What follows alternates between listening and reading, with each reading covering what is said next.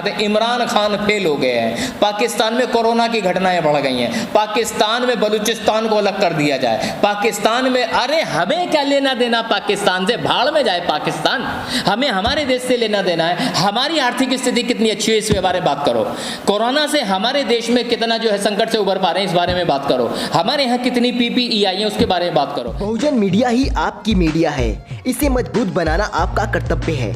बहुजन media को और भी मजबूत बनाने के लिए ज्वाइन बटन में जाकर बहुजन टीवी को ज्वाइन करें।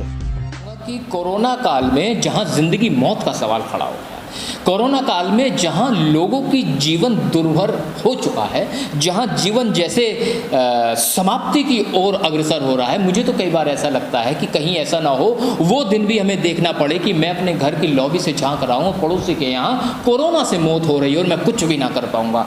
तो ऐसा स्थिति भी आनी संभव हो सकती है। तो मैं ये कहना चाहता हूँ मनुवादी सरकार से, जिन्होंने मूर्खतापूर्ण कार्य किए हैं। जिस समय देश में 100-150 पेशेंट हुआ करते थे, उस समय इन्होंने पूरा देश बंद कर दिया, पूरा देश में लॉकडाउन की स्थिति पैदा कर दी। और आज जब 3 लाख से ज़्यादा हो गए हैं, आज हमारे देश में अनलॉक कर दिया गया है। सभी लोग कहीं भी आ जा रहे हैं, लोग सवेरे सवेरे पार्कों में घूमने जा रहे हैं, लोग मंदिरों में जा रहे हैं, भाई शराब की दुकान पे जा करके शराब पी रहे हैं। जब केवल 30 लोग थे, 50 लोग थे, 100 लोग थे, जिस समय खतरा, वही कह रहे थे कोरोना का खतरा है तो लॉकडाउन कर दिया जाए, और आज 3 लाख पार कर चुके हैं तो कोरोना का खतरा नहीं है। आज देश में लोगों की जान की कोई कीमत नहीं रह गई है। जिस समय आपने लॉकडाउन लगाने का निर्णय लिया था, तो जो बुद्धिजीवी, अक्लमंद, समझदार लोग बैठ के निर्णय ले रहे थे कि हमें लॉकडाउन करना है, क्या उन मूर्खों को ये नहीं पता था कि भारत में रहने वाली एक अधिकांश जनसंख्या गरीबी रेखा से नीचे जीती है? क्या उन मूर्खों को भी अंदाजा नहीं था कि एक बहुत बड़ी जनसंख्या भारत में है जो मजदूरों के रूप में जी रही है, जो बड़ी मुश्किल से गुजर बसर करती है? क्या इन मूर्खों को इस बात का भी आभास नहीं था कि वो लोग जो भारत में मजदूर की हैसियत से जी रहे हैं, पूरे दिन कुआं खोदते हैं, शाम को जाकर के पानी पीते हैं, कि इस बात का उन्हें अंदाजा नहीं था? अगर उन्हें अंदाजा होता तो लॉकडाउन करने से पहले पूरे देश में यह प्रचारित किया जाता कि हम देश को बंद करने जा रहे हैं, तो जितने भी मजदूर हैं अगर वो अपने घरों को लौटना चाहें तो चले जाएं, और अगर यहां रुकना चाहते हैं तो यहां रुकें, ताकि उन्हें वक्त मिल जाता अपने घरों को लौटने के लिए। कम से कम 1 हफ्ते, 10 दिन, 15 दिन का समय तो दिया जाता। हाँ, दिया था। इन लोगों ने समय दिया था चंद घंटों का। चंद घंटों में महाराष्ट्र में रहने वाला उत्तर प्रदेश का बेचारा कर्मचारी उत्तर प्रदेश नहीं आ सकता था। गुजरात के अहमदाबाद में रहने वाला कर्मचारी वो बिहार के पटना में नहीं जा सकता था, समस्तीपुर नहीं जा सकता था। तो इन गरीब मजलूमों को मौका ही नहीं मिला कि वहां से चले जाएं। अगर वो नहीं जा पा रहे थे तो तुम्हें क्या करना चाहिए था? अगर उन्हें नहीं भेजना था तो इस मनुवादी सरकार को क्या करना चाहिए था? इस मनुवादी सरकार को उन मजदूरों के लिए खाने की, रहने की और पकाने की व्यवस्था करनी चाहिए थी, ताकि वो जहां हैं वहीं रह सकें। और व्यवस्था करनी चाहिए थी उनकी टेस्टिंग की, कहीं उनको कोई कोरोना का संक्रमण तो नहीं है, ये करना चाहिए था। तो जब लॉकडाउन हुआ तो सारे मजदूर वहां रोक दिए गए। महीना भर गुजर गया, मजदूरों ने इंतजार किया कि शायद हमारी सुध लेगी सरकार। सरकार ने सुध नहीं ली। आलम क्या हुआ? वो भूख से तिलमिला रहे लोग, वो परेशान लोग जो किराए पे रह रहे थे, किराएदार बन के रह रहे थे, मकान मालिकों ने घर से निकाल दिया।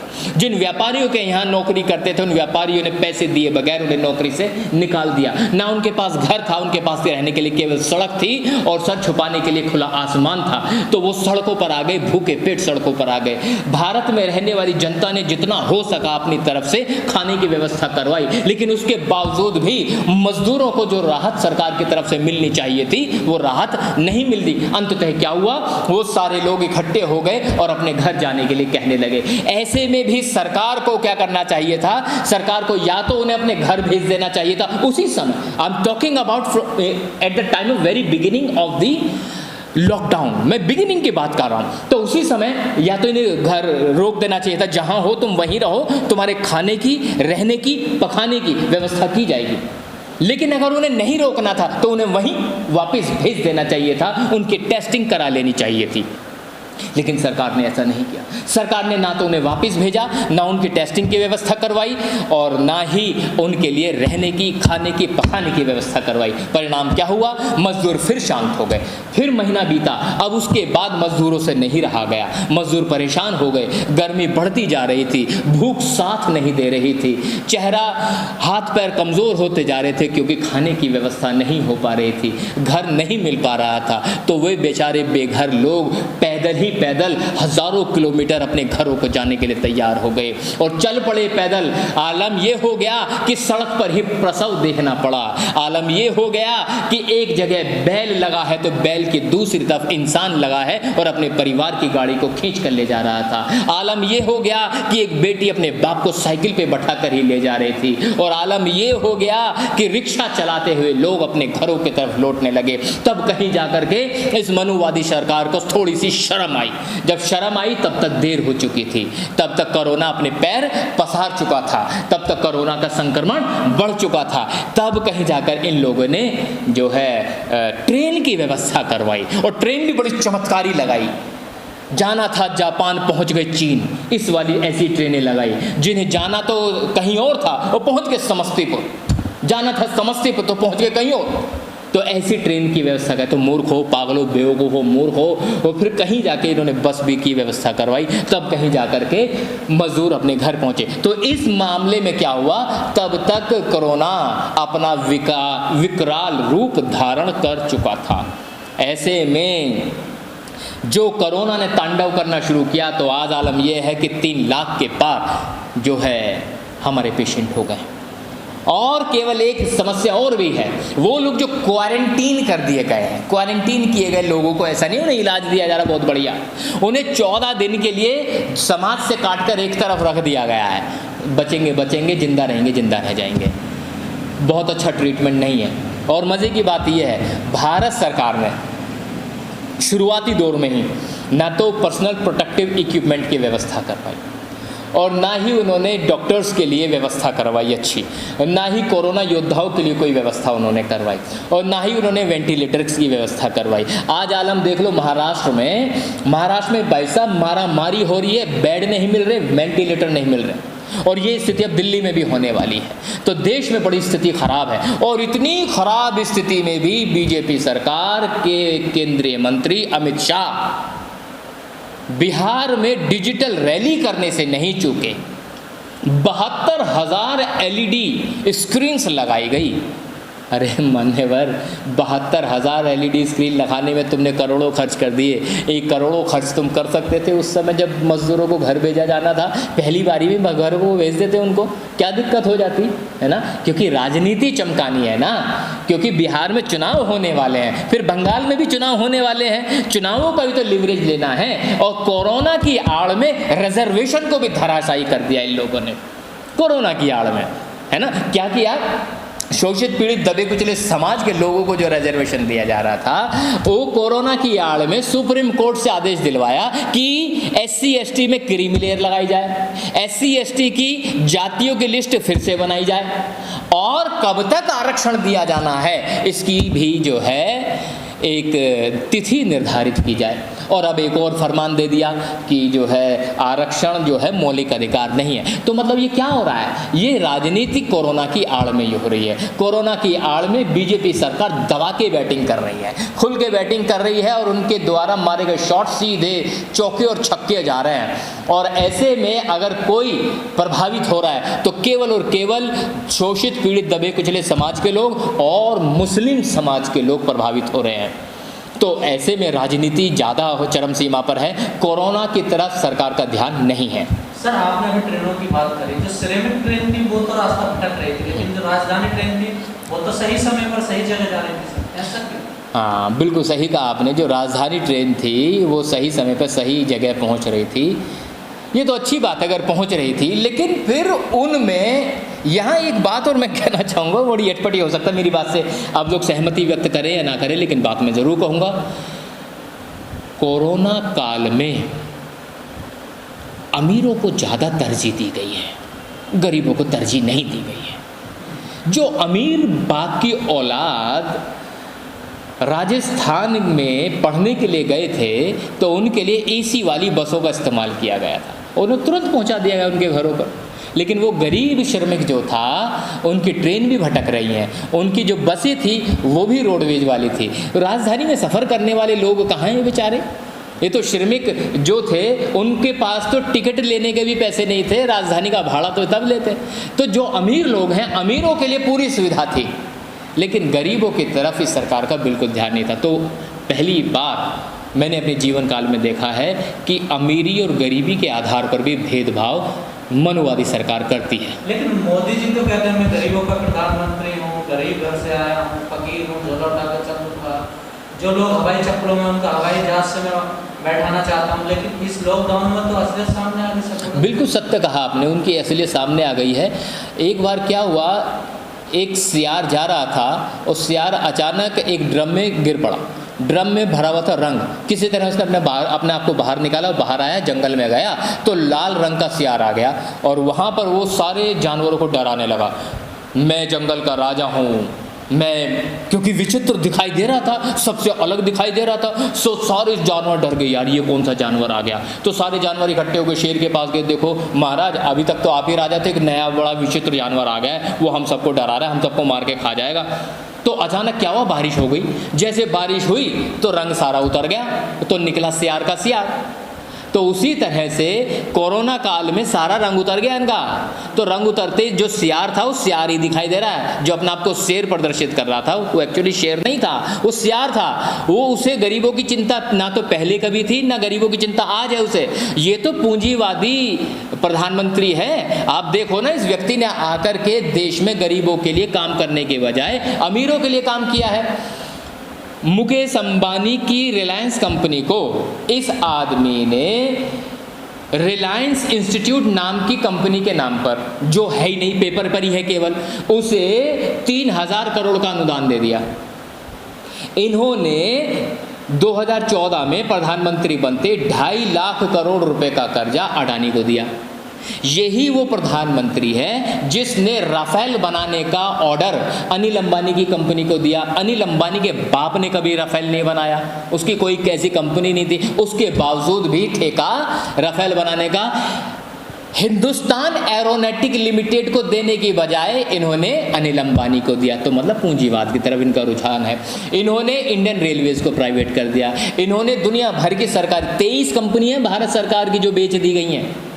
तो इन लोगों का रुझान समाजवाद की तरफ नहीं है, पूंजीवाद की तरफ है। ये तो पूंजीवाद को बढ़ावा दे रहे हैं देश में। एक सर आखिरी सवाल है मेरा आपसे सर, जो स्थिति इस टाइम देश में बनी हुई है, चाहे जीडीपी, अर्थव्यवस्था, बेरोजगारी देश में लगातार बढ़ रही है, ऊपर से कोरोना का संकट, क्या सरकार के पास कोई ठोस नीति है ऐसी जो इससे बाहर निकला जाए? बहुत अच्छा सवाल है। वर्तमान में मुझे नहीं लगता हमारी सरकार के पास कोई भी ठोस नीति ऐसी हो जिसकी वजह से हम कोरोना से भी लड़ सकें और हम आर्थिक चीज़ों को में सुधार कर सकें। वो है ही नहीं। कारण क्या है, बड़े बड़े सवाल जवाब होते हैं कि 20 लाख करोड़ का पैकेज दे दिया गया है। 20 लाख करोड़ का जो पैकेज दिया गया है, आपने क्या किया भाई? बाजार इकोनॉमी पे चलता है, इकोनॉमिक्स पे चलता है, सप्लाई और डिमांड का होना बहुत ज़रूरी है। जितनी डिमांड होगी उतनी सप्लाई देनी पड़ेगी। आपने जो 20 लाख करोड़ का जो पैकेज बनाया है उसमें व्यापारी वर्ग को आपने ज़्यादा मदद दी है। इसका मतलब क्या हुआ, समाज को आप व्यापारी वर्ग को खड़ा कर रहे हैं ताकि प्रोडक्ट दे सकें, सप्लाई दे सकें। चलो आपने सप्लाई कर दी, तो सप्लाई जब करोगे तो डिमांड भी तो हो मार्केट में। डिमांड मार्केट में कब आएगी? जब लोगों के पास परचेजिंग पावर होगी, लोगों के पास रोजगार होगा। लोगों के पास तो पैसा ही नहीं है ना माल खरीदने के लिए। भाई जब लोगों का रोजगार ही नहीं चल रहा, नौकरियां छूट गई हैं, नौकरियां अगर हैं भी तो तनख्वाह आधी कर दी गई है, व्यापार ठप हो चुका है, कंपनियां बंद हो चुकी हैं, परचेजिंग पावर जीरो हो गई है, तुमने सप्लाई बढ़ा दी। मुझे नहीं समझ में आ रहा कि इन सरकार के पास कैसे अर्थशास्त्री बैठे हुए हैं।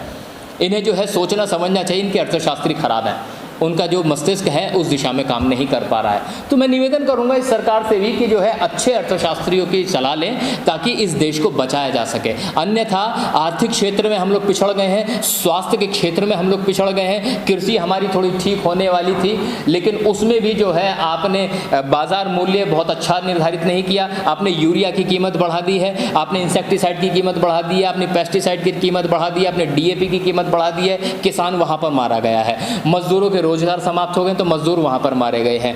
मिडिल परिवार में अगर देखें, मिडिल परिवार के लोगों के रोजगार चले गए हैं, नौकरियाँ छूट गई हैं, छोटे व्यापार ठप हो गए, तो आर्थिक स्थिति तो चरमरा आ गई है ना। इस सरकार के पास कुछ भी रास्ता नहीं है। अब तो ये मान के चलो, यहाँ तक कि अगर अपने आप को बचाना भी है कोरोना से तो आपको अपना ध्यान खुद ही रखना पड़ेगा। सरकार के हाथ में कुछ नहीं है। मेरा व्यक्तिगत रूप से भरोसा वर्तमान सरकार के ऊपर से उठ चुका है। लेकिन सर, विदेश नीति देखी जाए तो इस टाइम सीमाओं पर बहुत बड़ा तनाव है, चाहे चीन हो चाहे नेपाल हो। नेपाल एक छोटा सा देश आज वो हमें आँख दिखा रहा है, उसने फायरिंग भी कर दी है, 2-3 लोग इंजर्ड हो गए, 1 लोग की मौत भी हो गई है। तो क्या लगता है विदेश नीति बिल्कुल कमजोर पड़ गई मोदी जी? विदेश नीति तो कभी थी नहीं। अगर विदेश नीति अच्छी होती तो इन्हें इतनी सारी विदेश यात्राएं की हैं, तो इतनी सारी विदेश यात्राएं करने के बाद इनके पास विदेशी निवेश आ जाना चाहिए था ना। अमेरिका की कंपनी निवेश कर चुकी होती, इजराइल की कंपनी, इटली की कंपनी, चाइना की कंपनियां निवेश तो करती भारत में। मोदी जी के विश्व भ्रमण के बावजूद 1 रुपए का भी इन्वेस्टमेंट हुआ भारत में, तो विदेश नीति तो पहले से खराब है। और अब तो चरमरा गई है विदेश नीति, और ख़राब हो गई है कि तुम इतने बेकार विदेश नीति बनाने वाले व्यक्ति हो कि नेपाल जैसा आदमी भी, इंसान भी आपको जूता दिखाने के लिए तैयार हो गया। चाइना की तो बात ही छोड़ दो, चाइना तो 60 किलोमीटर अंदर घुस गया है हमारे देश में, और हमें ये केवल पाकिस्तान के नज़रिए से दिखाते हैं। पाकिस्तान को दिखाते हैं इमरान खान फेल हो गए हैं, पाकिस्तान में कोरोना की घटनाएं बढ़ गई हैं, पाकिस्तान में बलूचिस्तान को अलग कर दिया जाए, पाकिस्तान में, अरे हमें क्या लेना देना पाकिस्तान से, भाड़ में जाए पाकिस्तान। हमें हमारे देश से लेना देना है। हमारी आर्थिक स्थिति कितनी अच्छी है इसके बारे में बात करो। कोरोना से हमारे देश में कितना जो है संकट से उभर पा रहे हैं इस बारे में बात करो। हमारे यहाँ कितनी PPE आई है उसके बारे में बात करो। क्या हमारे देश में, आज हम गाजियाबाद में बैठे इस समय, अगर आपको मुझे कोरोना आ जाए, टेस्टिंग कराने जाना है, बताना गाजियाबाद में कितने सेंटर हैं जहाँ के तुम टेस्टिंग करा लो। और छोड़ो, तुम दिल्ली से आए हो, तुम बताओ तुम कहाँ टेस्टिंग कराओगे। कोरोना की टेस्टिंग कराने के लिए टेस्टिंग सेंटर ही नहीं है।